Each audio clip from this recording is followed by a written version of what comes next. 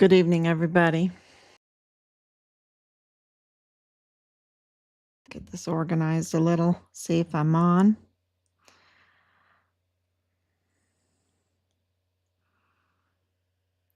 See if you can hear me.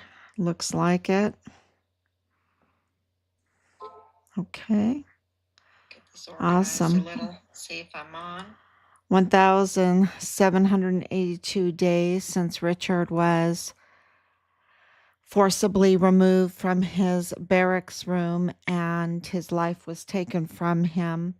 And this was an internal crime because he was a whistleblower for criminal trafficking that was tied to the Mexican cartel and, of course, his chain of command and El Paso and officials in El Paso, individuals that held important roles, and also businessmen that held important roles. And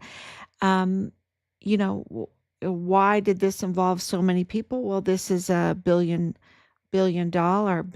of dollars, just the substance abuse, criminal trafficking, that begins with the F, coming through the border is, last time that I read, was $90 billion. $90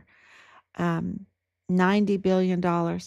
Just that. And there's all kinds of trafficking, right? There's all kinds of criminal trafficking in this. And today we're going to talk about the breaking news that we got yesterday. And I put it up as breaking news again because just confirming everything. And it is something that you have to double take. It's such a huge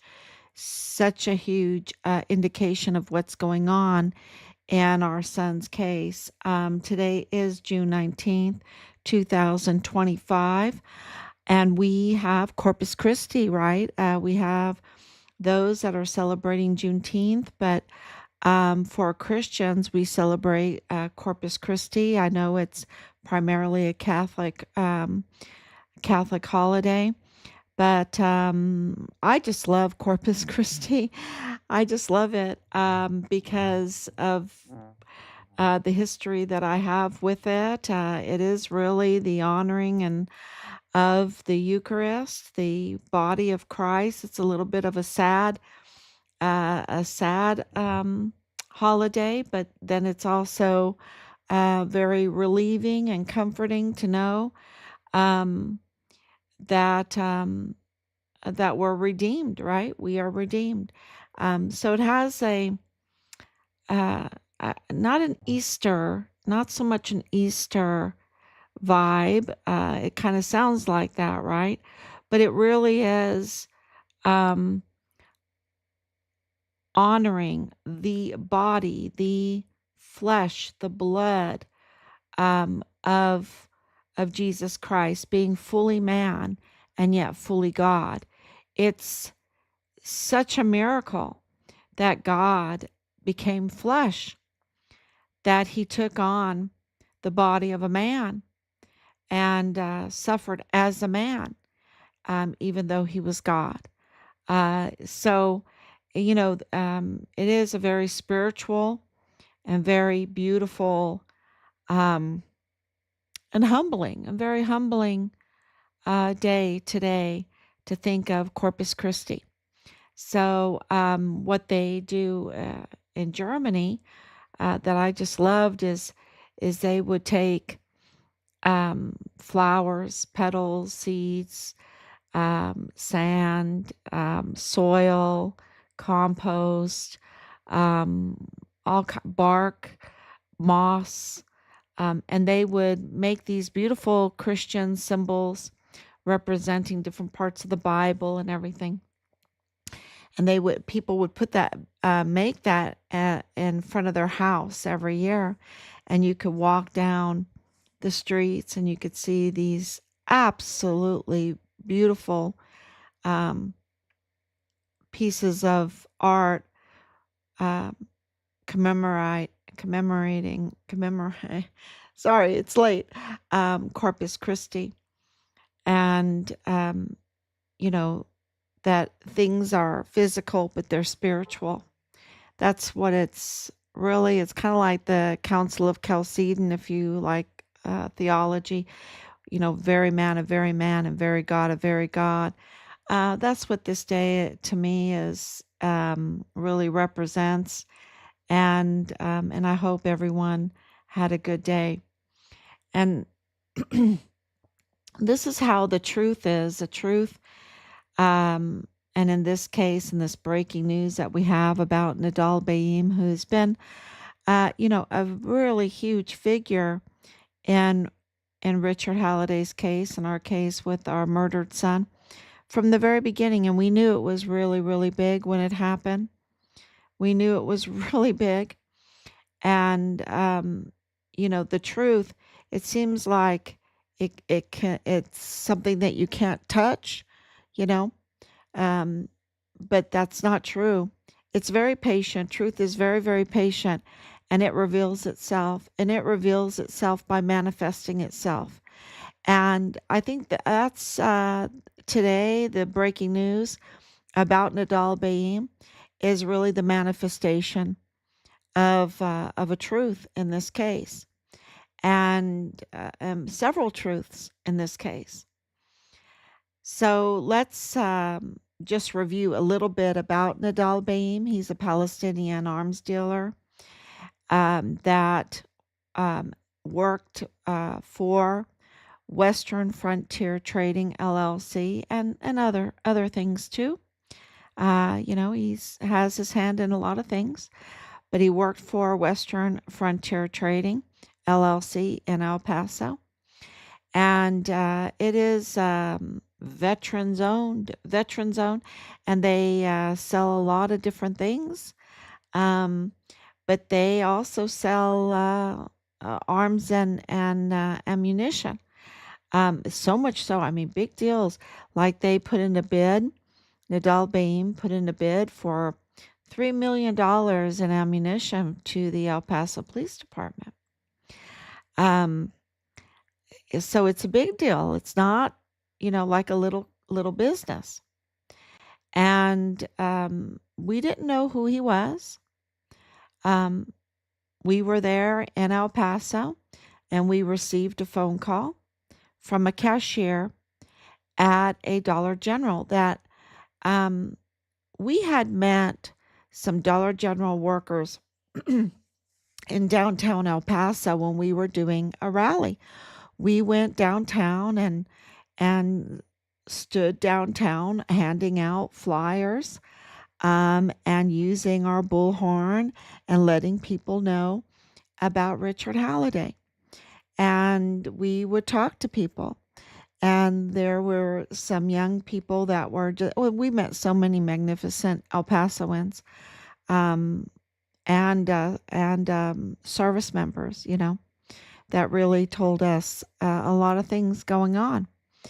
And this group were just super friendly. And if you've ever been to El Paso, even with what they're going through, it is a really beautiful city and has really a wonderful culture. Besides the Mexican cartel and all the criminal trafficking, this billionaire group that wants to ruin it. But, and I'm not talking about that part of it. I'm talking about the real El Pasoans. And we met a group of young El Pasoans, and a couple of them happened to work at a Dollar General. And they were so nice and caring, and they asked if they could take some of the flyers with them, extra ones, and that they would hand them out and that they would put them up on the Dollar Generals that they work at. And we were like, absolutely, 100%. We gave them the flyers. A few days later, we received a phone call. Ma'am, a man came in here and it's bad. It's bad. You need to come. You need to come to the Dollar General. And so we made a quick U-turn and we went there. And this was less than an hour after the man had left. But a man had come into the Dollar General and announced himself to be an FBI with the FBI and told the cashier to take down the flyers that they had placed on the door and even on the freezer, the ice door outside, to take down the flyers, that the case was closed, that it was over with, the search was over with, um, and used the authority of the FBI to demand that, and used the authority to announce that the search was over, which is criminal, okay? Especially when you don't show a badge and when you're not an FBI agent. But he was an imposter, and because he has those connections, he has really uh, a huge law enforcement and people in authority surrounding him. He has, family members that have that kind of authority, and so he just borrowed it. He borrowed their authority to announce that it was over, to tell what he knew, and what he knew was that the FBI had been looking for Richard's remains in Mexico and in Juárez, Mexico, and that they had found him, and that Richard was no longer alive, and so it was over. And so the witnesses in the Dollar General, um, we recorded that on video, and we recorded the CCTV footage of him, and this was less than an hour after he had left. And we turned that in to the FBI El Paso field office, and to the CID, and to the command. And, um, you know, I think there was panic. I really do. I think there was panic. And their response to us was, he's just some guy. They went in absolute cover up mode. And because of the panic, they could not form an adequate narrative to give to us. So it was obviously a cover up. It was obvious that they weren't doing their job. It was obvious that Nidal Baem, who we didn't know his name, who he was, it was 2020, so he was wearing a mask, and we were told that he was a nobody, nothing to worry about. Don't look here. And that wasn't adequate, not when we knew that our son had been murdered, and we knew then that our son had been murdered. We really couldn't say it because we didn't have the declarations at that time, right? We didn't have the declarations. Now we know that he was murdered in the line of duty on Fort Bliss. We have overwhelming evidence, and even the prime suspects have been named by the former coordinator for anti-terrorism and homeland security programs on Fort Bliss. He's a whistleblower in Richard's case, Judge Roger Rodriguez. And so, the evidence was so thorough that even without giving us our son's remains, because of the cover-up, right? Because of the cover-up of the cover-up. Don't forget, they have a cover-up of a cover-up, okay? That they absolutely had so much evidence that they could declare Richard murdered in the line of duty on Fort Bliss. So, so the the accountability in getting our son's remains, um, are still what we're looking for in all of this.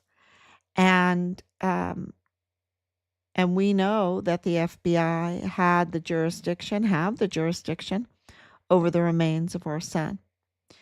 And so months went by, and we investigated constantly. Okay. And there were a lot of things going on at the time. Um, and we kept going. We burned the midnight oil. We burned the midnight oil to find out who Nidal Baem was. And we found out. And I called him. And I talked with him. And he wasn't just some nobody. He wasn't just a nobody. He's number one. And it made us cry, because of the lies, the betrayal, the mutiny, the betrayal of Richard's command. Because every step of the way, when we found out this information, it was confirmation that Richard had that his life had been taken, and it was taken by those that were supposed to be looking out after him, right? That they were supposed to be, leave no soldier behind, and that they had betrayed him. So when we found out who he was, and that he was the father-in-law of Lieutenant Colonel Bradford Bugado in the G3 of the 32nd ADCOM, which was Richard's command, it just shatters you. It makes, whew, it still shatters us. But it gets worse. It gets worse. Because they lied to us. They knew who he was. And they knew that he was absolutely connected to James Courtney Hart, Leilani Hart, Dallas Hart, who are CID Tavita Nusa, who had his badge terminated in 2021. They knew, and they've proceeded to cover up the cover-up, right? To cover up the cover-up. And it's been, they've had to shift a lot of things and cover up a lot of things. And they absolutely know that, Dallas Hart was Richard's platoon leader in the 32nd ADCOM, right? In the 32nd ADCOM. And so they absolutely knew Bradford Bugado. And also the Western Frontier Trading, okay, and other LLCs. But it gets even worse, because Nidal Baem is connected. Well, he's a Palestinian arms dealer, and he's connected to the cartel. He's connected to Willie Moya and to Arturo Alba, who were, their lives were ended with a gunshot, cartel style. And so things were, and you can look that up, Willie Moya, big leader, big cartel leader. And Arturo Alba, who, of course, is a connection to the media, right? The media, because we know the connection with Univision and KTSM and Bob Moore of El Paso Matters and Telemundo. So the media is really the jefe capos. The media is the jefe capos. They are the disinformation agents, cartel tied, that are really trafficking disinformation or trafficking.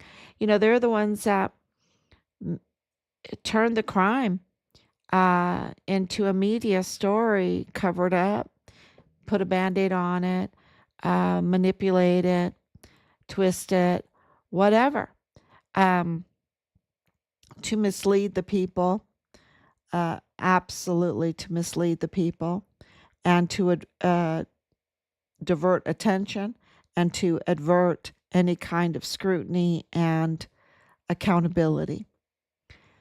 And so it gets even, because absolutely Nidal Baem, and you see that his wife, Isis Chavira, is absolutely connected to the the LLC, the A&R Chavira Auto Group, um, that is connected to Richard's car and trafficking Richard's car. And that is connected to Bob Moore, y'all. That's connected to Bob Moore through Raquel Primo. She's the R in the A&R.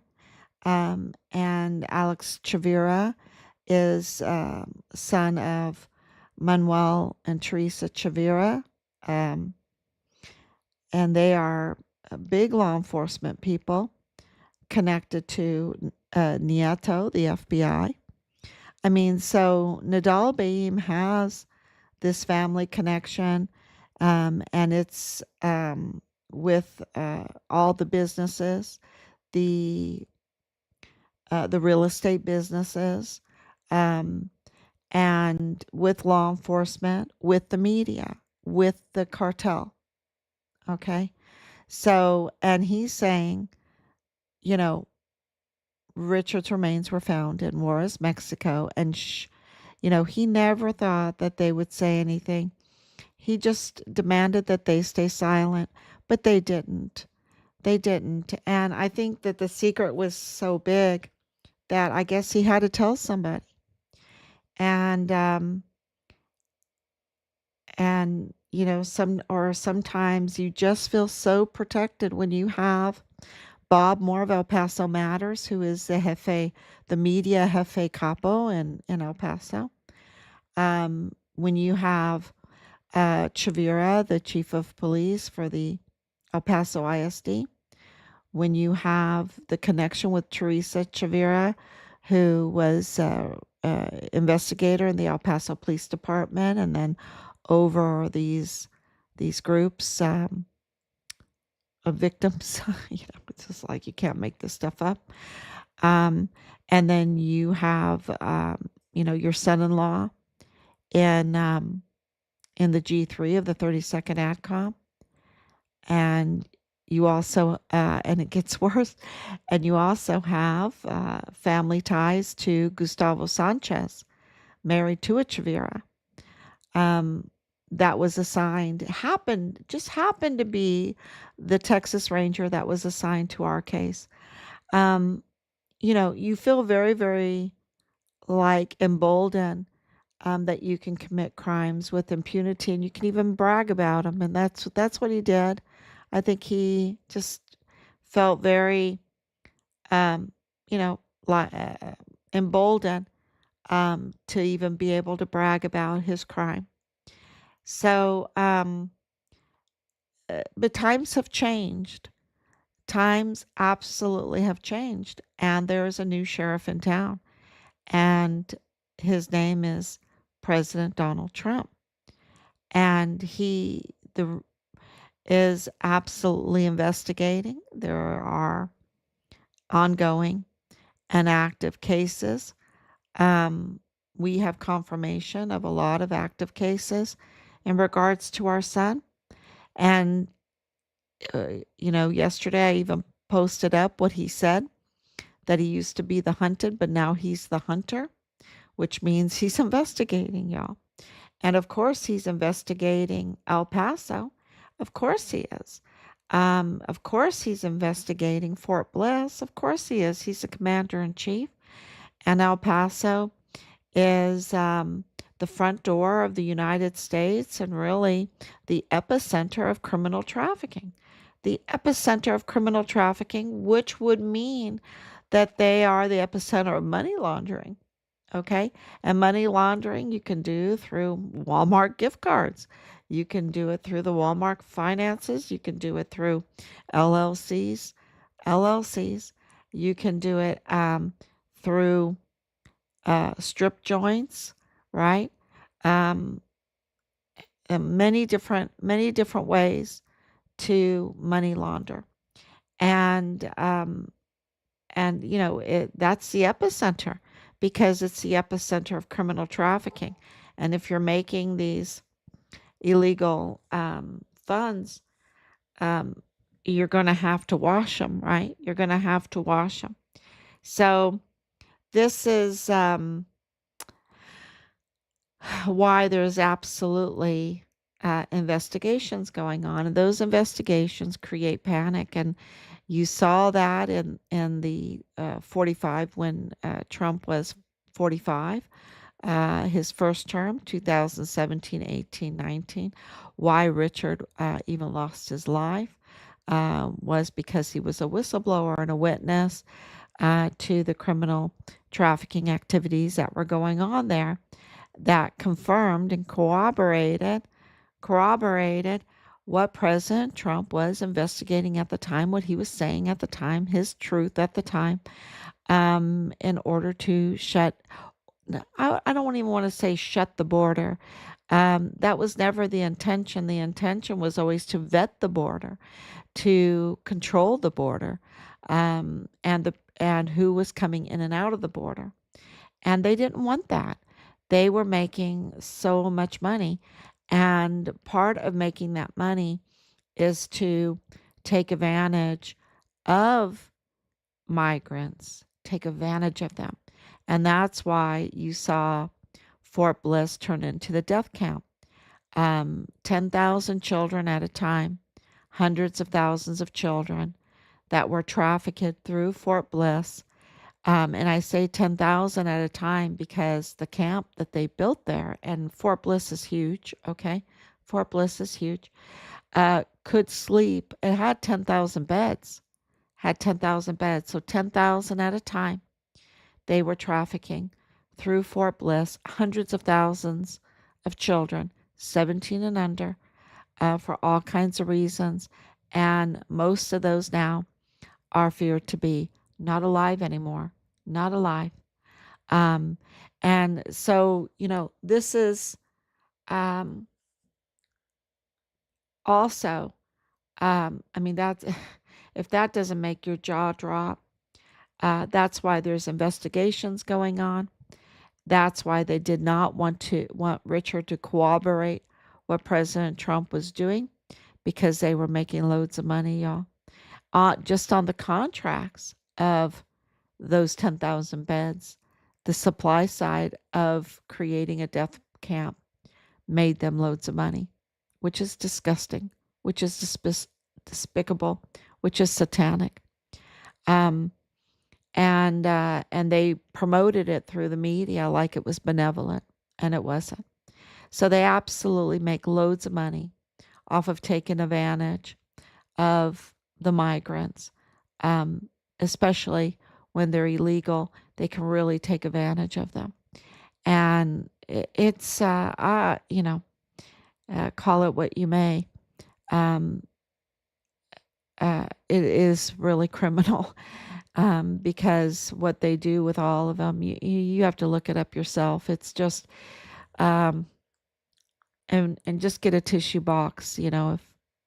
If you're sensitive like me, I have to cry when I read all this stuff. It's just really heartbreaking, and I'm happy to, because I want to stay human.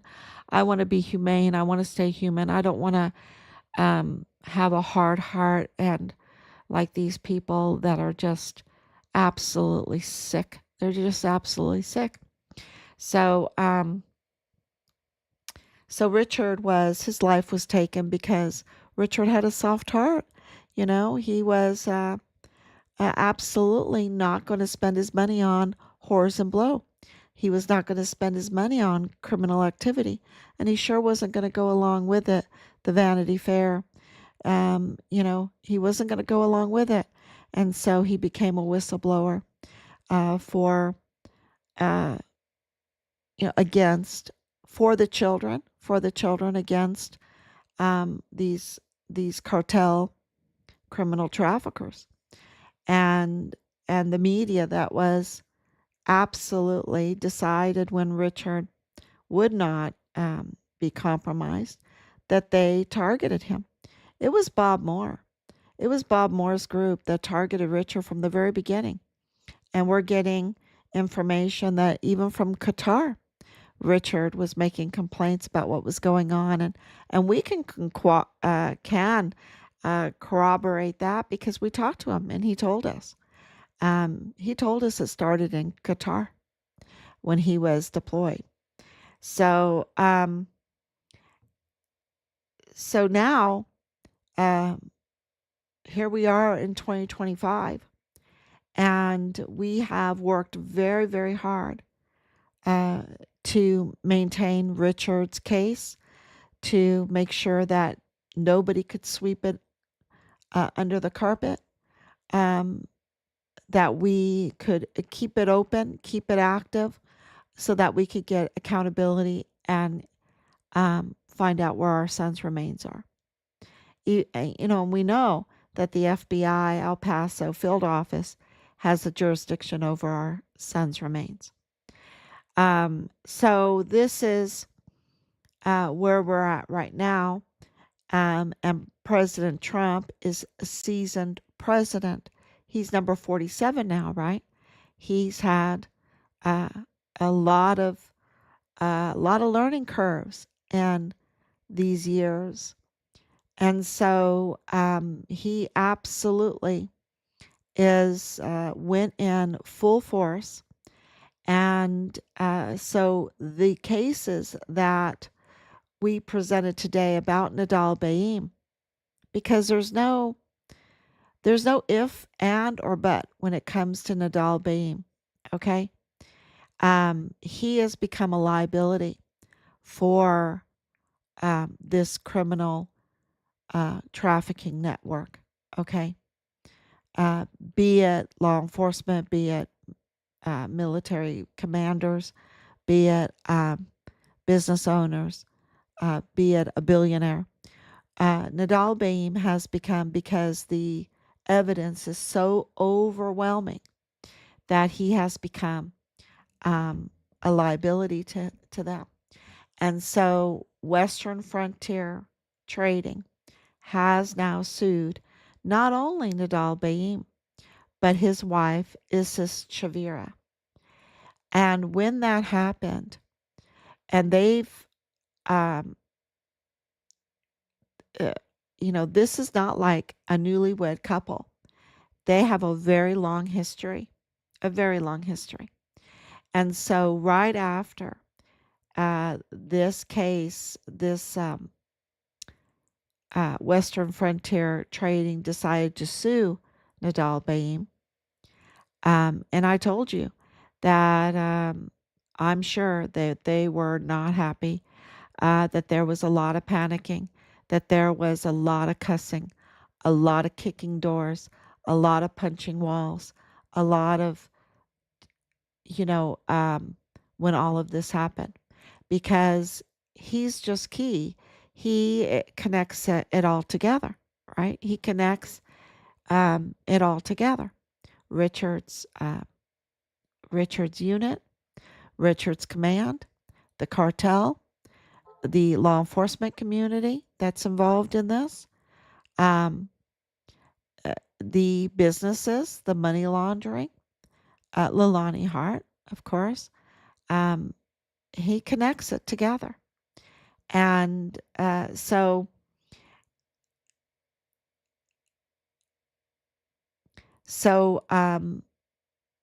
they're suing him. They're suing him and his wife, Isis Chavira, which, of course, for the community,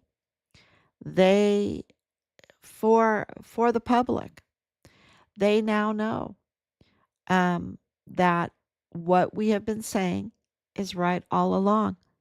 This is hard evidence for the public without Bob Moore twisting it and turning it, covering it up, hiding it like he did the Mayella Crucius family connection in the Walmart case.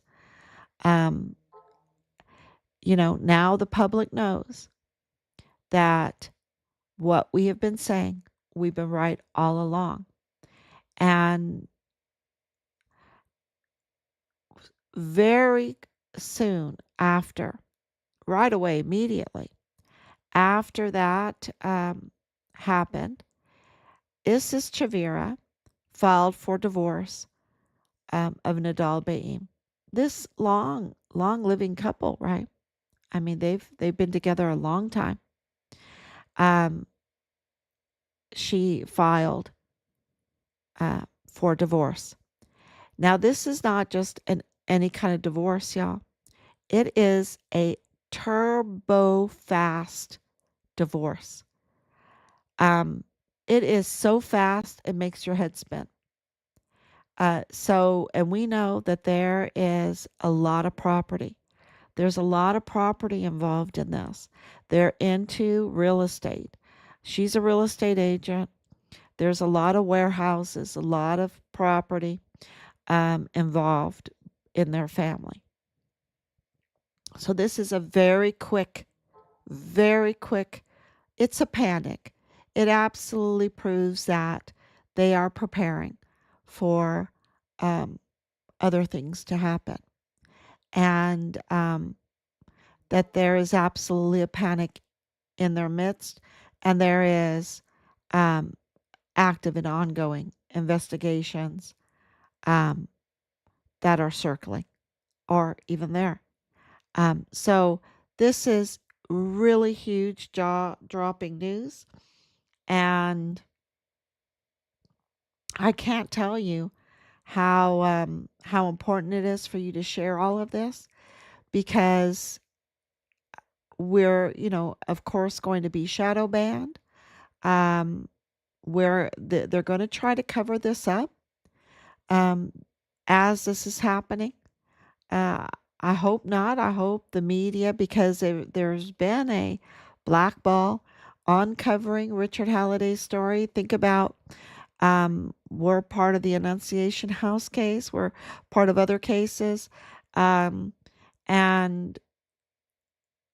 the magistrate court findings of these the disenfranchisement of El Pasoans' voter rights, because all those so-called judges are now illegal. They're supposed to be, the law requires that they be elected, and they haven't been. That's huge.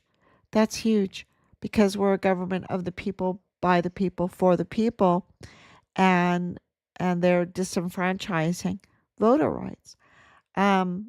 The chief medical examiner is illegal and unqualified and has connections. He has connections to this criminal group, okay? Mario Raskin Ortiz. He has connections to this criminal group too. And we've uncovered that. And of course, the Mayella Crucius family connection in the Walmart mass shooting case that was in the federal courthouse, in the DA's office, in the FBI field office, in Walmart cybersecurity.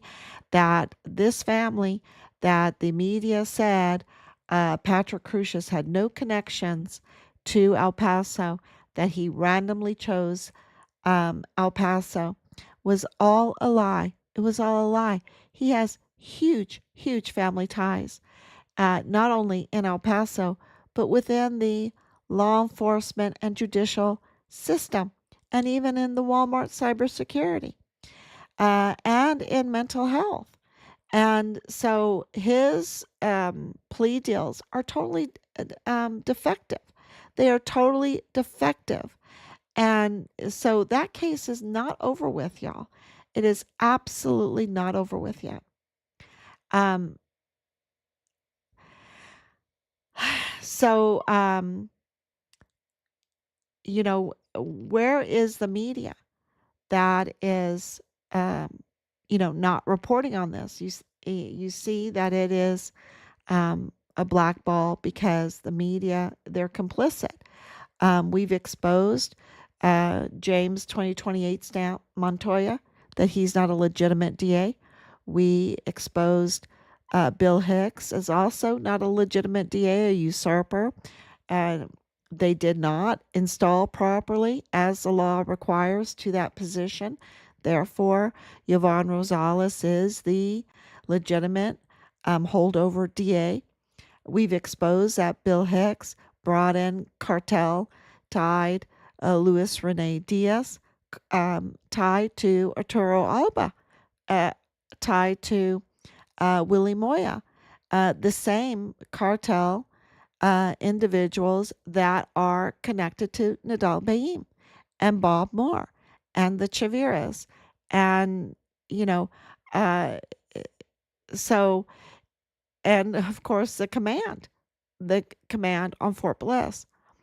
Um, to think that our military would be trafficking weapons and equipment and um, ammunition and everything like that um, is absolutely what's going on.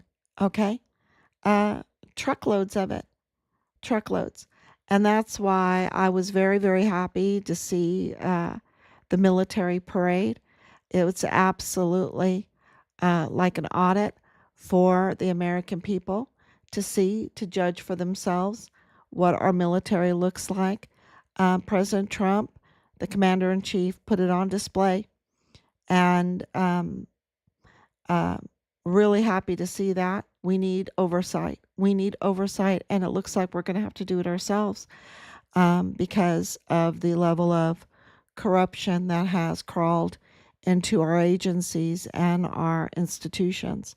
And we need to set things right.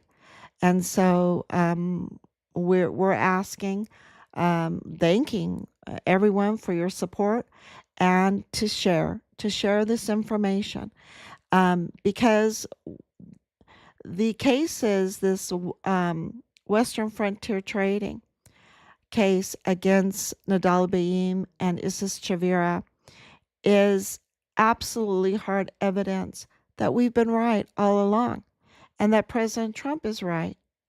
And so this needs to be shared. It needs to be talked about and what it means for the way forward. Um, accountability is coming. Justice is in the air.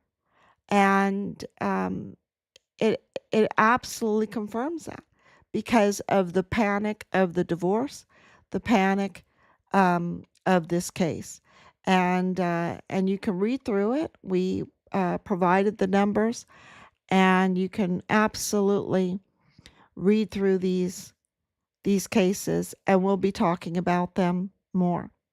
There's other huge breaking news going on behind the scenes when it comes to Raquel Primo and her connection with Richard's car and with her connection with Kathleen Gannon of KTEP, which is NPR PBS, who is the wife of Bob Moore of El Paso Matters.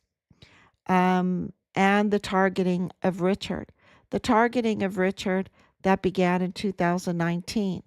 And so we've been right all along when it comes to saying that the Walmart mass shooting was a result of the investigations that were getting traction because of the witnesses and whistleblowers like Richard that were corroborating what President Trump was saying all along and what he was investigating and auditing there at the border. So the Walmart mass shooting was a absolute, there's so many things. Of course, it was orchestrated. Of course, there were multiple shooters. So our narrative is truthful. It is absolutely not what Bob Moore put out there, what the media put out there. The plea deals are totally defective because Patrick Crucius absolutely was tied to El Paso in a huge way. And so it shows that there was that the white supremacy narrative does not hold water at all. The random choosing of El Paso doesn't. That's totally debunked. Um, the um, the orchestration is displayed in the audio recordings that we have of the defense attorney that was appointed with an open checkbook to defend Patrick Crucius. The whole timeline of Joe Open Checkbook Spencer, it reveals that, he's talking to Judge Madrano and Judge Guadarrama about taking the case and not wanting nickels and dimes, but wanting an open checkbook. And then on the 5th of August, he is already on the case, already charging taxpayers, already visiting Patrick Crucius. Patrick Crucius didn't even have a competency hearing at the time. This was less than 2 days from the shooting, or exactly 2 days from the shooting. And it was already approved and everything. And guess what? Judge Samadrano wasn't even assigned to the case yet. He wasn't even assigned to the case yet. So I've put that timeline together. That should be shared everywhere. Look at it. It's really shows how the Walmart mass shooting was orchestrated. Um, there's just no doubt in my mind that there were multiple shooters, and that the truth is going to come out. Um, why they did what they did. 23 lost their lives, dozens injured, huge case, and why there was a cover up of the cover up, and all of uh,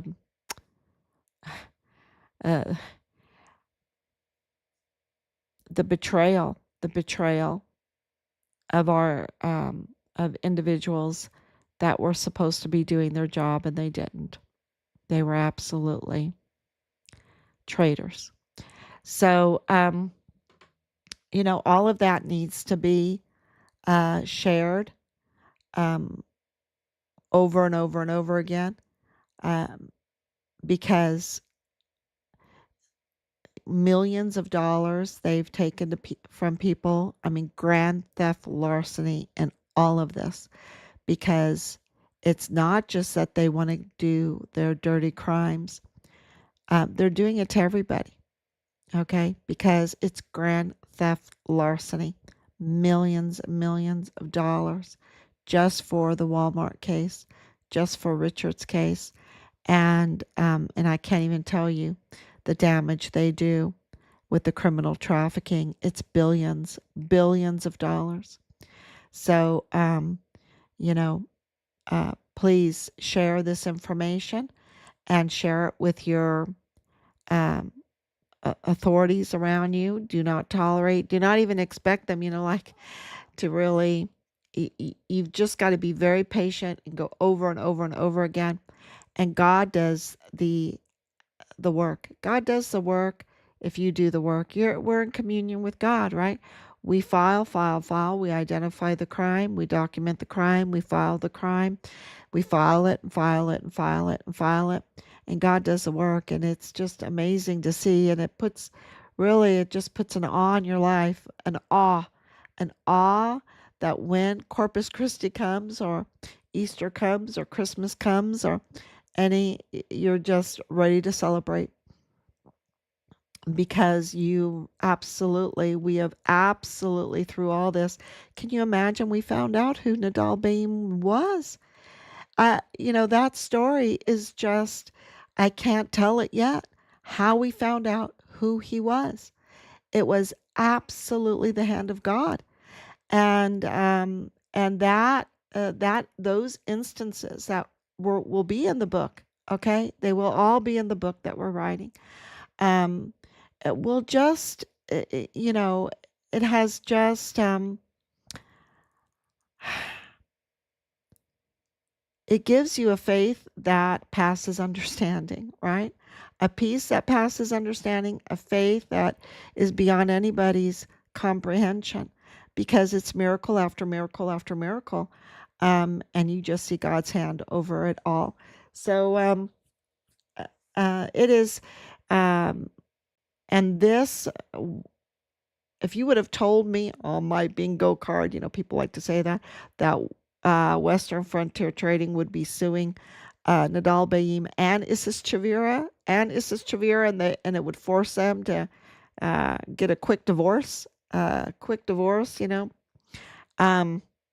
I wouldn't have had that. This is just the hand of God on all of this. And so, uh,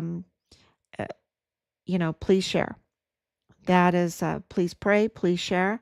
And we want to thank you so much for everything. I think that is the information with Primo that will come out in the next. We'll address that. And I just want to say thank you so much. God bless you. And I will be back tomorrow, God willing.